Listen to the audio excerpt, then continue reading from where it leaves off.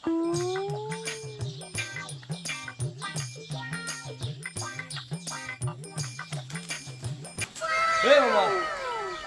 জায়গা তুকি ঝুঁকি মারতেছে, ওই জায়গা উকি ঝুঁকি মারতেছে, আবার পলাইতেছে, কি ঘটনা কি তোর? করিস না তো, এমনি মাথাটা তার ডিস্টার্ব হয়ে আছে। হ্যাঁ, তুই আর বেশি কথা কইস না।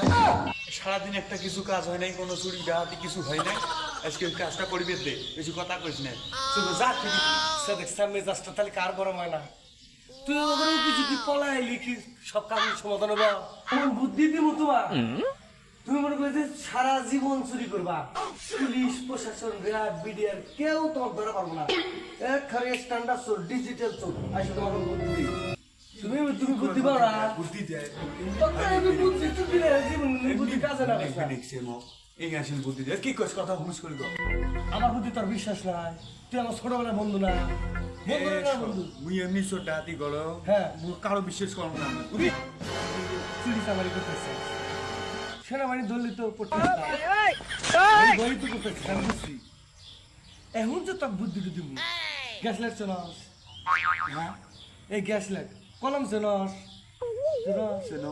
এই কলম আর গ্যাস লাইট এই দুইটা জিনিস চুরি করবি।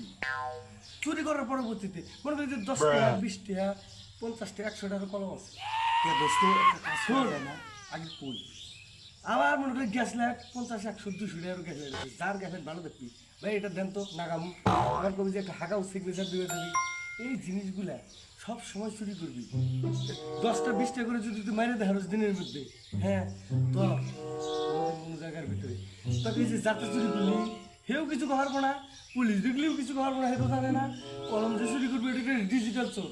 এই বুদ্ধি কাজে লাগা তো সেনাবাহিনীর ডাং ডুং কিচ্ছু খারাপ না। দোস্ত চল তুই মুই যাই, তুই এনে দেখ পুছি না পানি মুই এনে চোর করি। আমি তো করি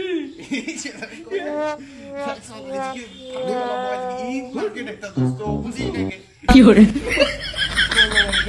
চুরি করি।